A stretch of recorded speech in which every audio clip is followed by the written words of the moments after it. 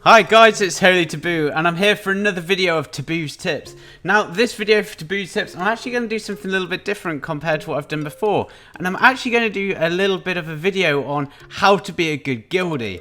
And as strange as that sounds, one thing I've noticed is a lot of things that you can do to really optimize your time in a guild. Now that will make it more enjoyable for yourself and make it better for your guildies as well. And you've got to remember, when you join a guild, you really want it to go two ways. You want to make sure that the guild's right for you, and also you need to make sure that you are doing the best for your guild as well, and that way you'll get the most out of it, and it will help you become a better player, and it'll also help develop the BDO community. And one of the things that we do know from other MMOs is having a developed community with a game is so crucial to a game's survivability, especially as we go further on in the game. So yeah, let's see what we can do to help BDO become the best it can be by little actions that we can do to make guilds feel really worthwhile.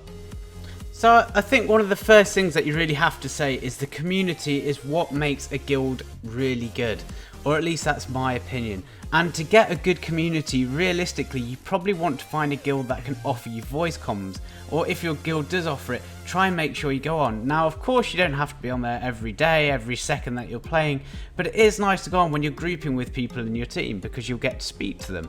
Now, the good thing about voice comms is as well, you'll get to know people at a bit more of a personal level, which might sound strange when you're thinking about, obviously, a game, but really it's what helps you come together, and you'll start having some sort of connection with these people. So when you're playing, you'll start having some jokes, you'll have a bit of fun, and you'll get to know how people play. And as you develop yourself in their guild as well, what you'll notice is your playstyle will probably merge around what theirs is as well, so you'll start coming together, and neutral aims will really help push this forward.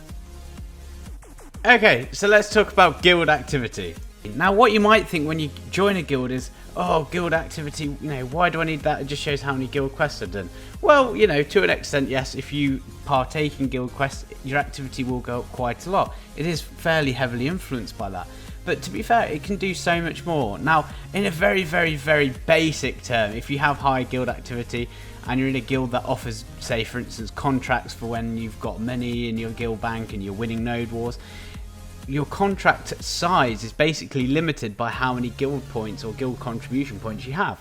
So that's the first thing to think about. But again, like I said, let's not try and take such a selfish view when we look at this. Let's think what we can do for the guild. Now, every time you do guild quests, the guild gains experience as well, and this experience helps unlock guild talents, and these talents can really benefit you.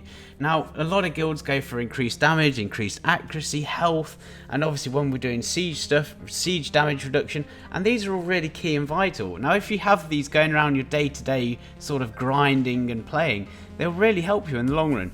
So being part of guild quests and stuff like that to get the points up is really beneficial. Now, there's another side to this as well, which is really interesting. When you do these guild quests, you tend to be in the guild group for quite a long time, especially if you do a medium or large. Now, the good point about that is you have your whole, we're in a group, we're doing the same thing, we're playing together, and that starts building the team, and you're coming together, ensuring that you're all hitting the same goal. And that's what starts bringing you to get closer with your guild mates. And that is so important because ultimately in a guild, you're going to spend a lot of time with these people. So you want to get to know them, and doing guild quests and stuff like that is a really good way to start getting to know people. Now, after saying about having neutral aims, another big point which will really make you a good guildie is actually want to get better, want to know the class you're playing, and want to know how you can better yourself.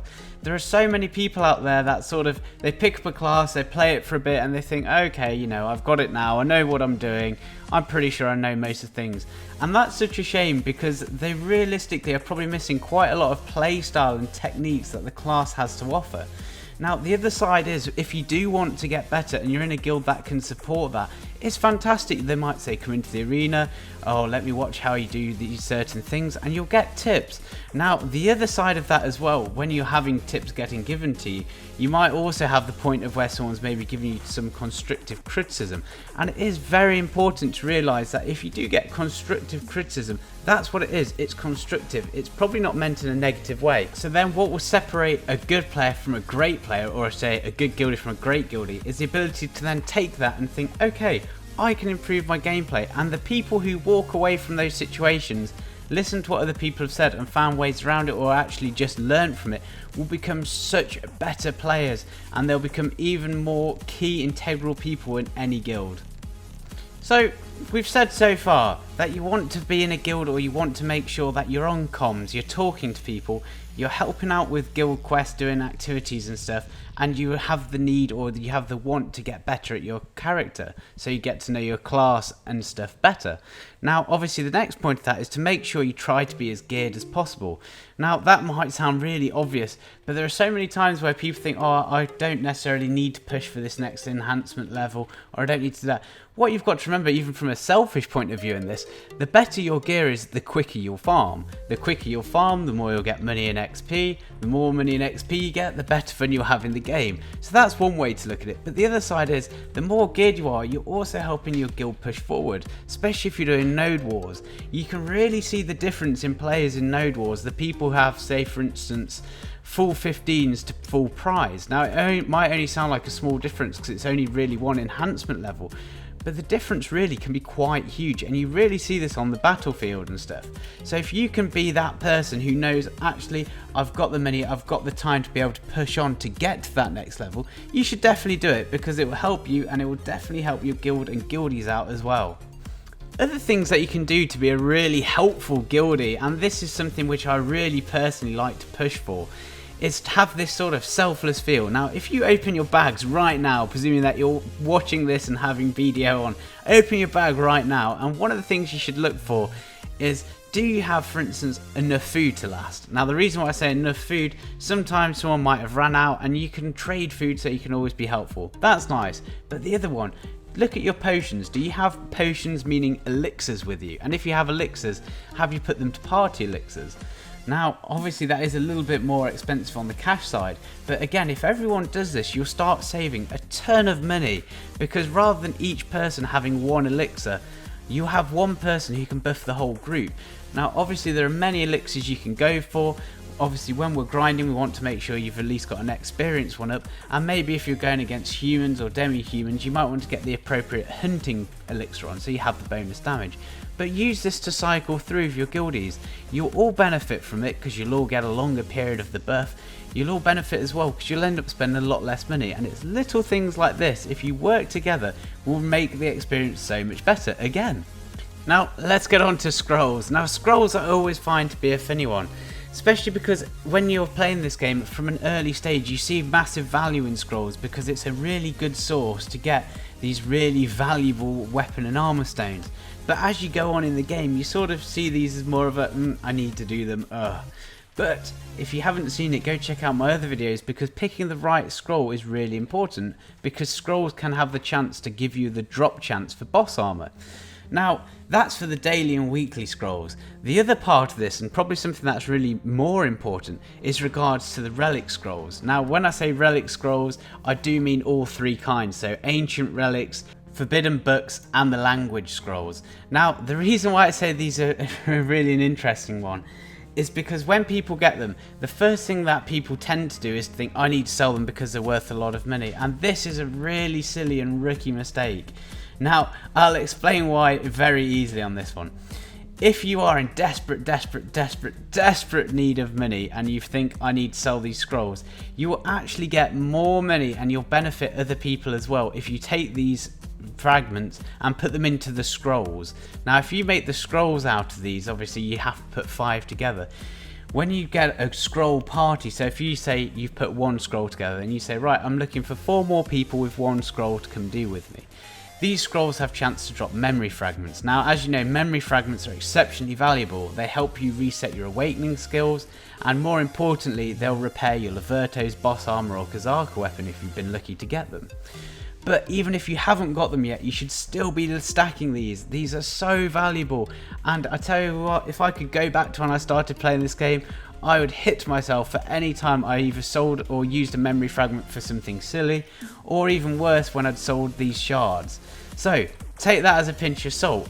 But this is where it gets interesting. If then, say for instance, you've been fishing and you've got a bag full of these shards, the temptation is to say, right, I'm just going to find randomers who have also got 4 or 5 scrolls and do it with them. Now that is the ideal situation if you could do that within your own guild. If you can find people in your guild to have the same amount of scrolls as you do, that's fantastic, and that's what you should do. But again, think for the guild. If you're doing your scrolls, everyone who comes to do that scroll has a chance to get a memory fragment. Now that is going to help them. That's potential money for them, or money saved for them when they're repairing their armor. Now keep in mind what I said before. The more powerful they are, benefits you as well, because when you do your siege and node wars, you know, that extra bit of gear not breaking might be the difference between them sort of, you know, melting some face and having their face melted. So it's really important, and little things like this, you really see good guilds, you never ever see them going into general chat saying we're looking for a few more people to do, say for instance, relic scrolls. That's because they all do it internally, and that is a key thing to take away from this, and it's so good if you can do that. So we've gone over quite a lot of things, and there's one big one that I've missed, even though I suppose we could say we technically touched it when we talked about guild quest, but grinding. Always ask in your guild if you have people grinding certain locations. Obviously don't get upset if places are full, because at the end of the day that's just a way of life. If they're full, they're full, don't worry about it. But always see if there's any guildies that you can help out, or people who are looking for groups. Now keep in mind, if you play a class which is really good at farming, you might find it's actually useful to go along with more people, because you might be able to pull bigger packs, or even if it's just the fact that you can use the special sales part. So, you know, rather than having to pick up all the loot, it goes straight to the marketplace. That's brilliant. So offer to help people where possible. It's really good. Now, off the back of that as well, I will mention about guild wars. Now, these do happen, especially if you're in a PvP guild, and they'll happen quite a lot. But I think it's really important that you're in the mindset of saying, if a war comes up, I will be happy to go help my friends. And again, keep in mind, if you're on comms with people, you'll hear how happy they are to get the reinforcements. And that's another good one to get the community going, because you're showing that you're willing to react, and you're showing that you care about your guildies because you're turning up. Now, the last part that goes on the back of that. Obviously, it's fantastic when you win. If you win, that's great. We all like to win. But it doesn't always happen. Sometimes, inevitably, you will lose. Now, there are two ways to look at this. You can either be really good about it and leave your guild with a good reputation, or you can be, as it's said on the forums, very salty. Now, I've seen both reactions. I've seen several people in the guild I'm currently in who, when we get beaten, they'll turn around and say, GG, well played. You know, you took the spot off us, we tried to fight you for it, you beat us, that's fantastic, you've completely got it, and we'll walk away. Now that's good, because obviously it shows mutual respect between both parties, but also it saves your guildies getting into a lot of hassle coming over and potentially fighting for it. If it's only just for a small grind spot, it's not so much of a big deal. Now there is the counter side of that, where people feel that the need to start shouting abuse when they get killed. Keep in mind, this is an open world PvP game. The main focus on this is probably siege PvP. So don't be surprised if you get PvP'd, and don't get upset about it either. Now, one of the last things I'd say is when you're saying that someone's potentially hacking, and this is a terrible thing, keep in mind, some people are hacking out there, and when you have the video proof of it, that's brilliant. But if you do have video proof, for instance, show it to a couple of people first, maybe in an inner circle, just to make sure that you know that it is hacking. Because sometimes people get a little bit hot-headed at the time and think, oh, that person's hacking, that person's hacking. Well, actually, it could just be down to, you know, that they've massively outgeared you. Because it does happen, especially now we have all the plus, well, not plus 20s yet, luckily. But now we've got people walking around with tries and tets. The difference between that and someone in full 15, it's insane. And it is no surprising that someone in full try or tech gear can take on groups of people in just 15 gear. So if you ever do get pushed away, just say GG, just be happy about it, just be polite, and that will really help your guild get a good reputation. There is nothing wrong with being polite to people, especially if they have outplayed you, and there is nothing wrong with that. Go back, reflect, come back and get better. Another little minor note which I always find quite funny when you're grinding. Every now and then you'll have a couple of people in the guild who will say, for instance, and I'll just drop in a few names here just for the sake of most people will understand this. I can see members from, say for instance, Grind or Futalis, two very big guilds, and they're normally in the top spots, the best grinding spots. And the reason why they're there is because they're probably higher geared, they've got more numbers locally, and they're a high tier guild. Now when you hear certain people going, oh, I can push them off, That's never going to go well, because these guys don't massively want to go into negative karma, push them off, and they'll probably declare quite quick. Now, for the one person who's pushing them off, they might find that fun for a little while, but then they'll walk away. But what you've got to remember is you've got the rest of the guild who's also trying to do their own thing. Now, if they bump into this guild who you're at war with, you might have people who've got nothing to do with that who are just going to start getting slaughtered. And this is something that I've seen quite a few times, and it's a really good way to irritate people within a guild. So if you are in a guild and you want to be that good guildie and you have that urge to go start ratting or taking off the big guilds, have a think. Realistically, what's going to happen? Are they going to kill you, or are they going to declare war and make life miserable for your guild for the next hour? Or that's on a good note, it could get worse. They could keep it going for a long time, and then it really does hurt. One of the last points then that I'll sort of leave with this going is another thing, if you want to be a good guildie, is be ready for night cycles. Night cycles is where you're going to get the most XP. Now, there's nothing worse than when you're in a grinding group, someone turn around and say, actually, I've got to go now, halfway through a night cycle when you've got an optimal group going.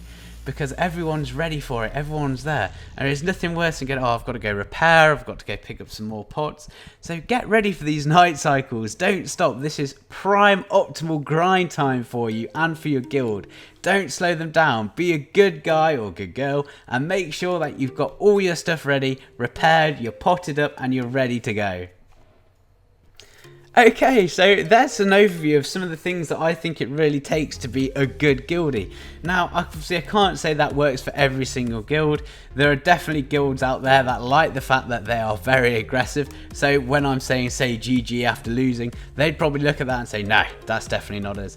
But I think it's fair to say, if you take the essence of what's in here and you apply it to pretty much any guild, you'd fit in very well. Be social, be active, be helpful, and be willing to communicate with people and grow as a person within your guild. And that way, not only will you help them, but you will get so much more back from a guild than if you just log in, you're just another name on a roster sheet, end of. Anyway, up to you guys what you want to do, but I hope you found this interesting, and take care. See you guys.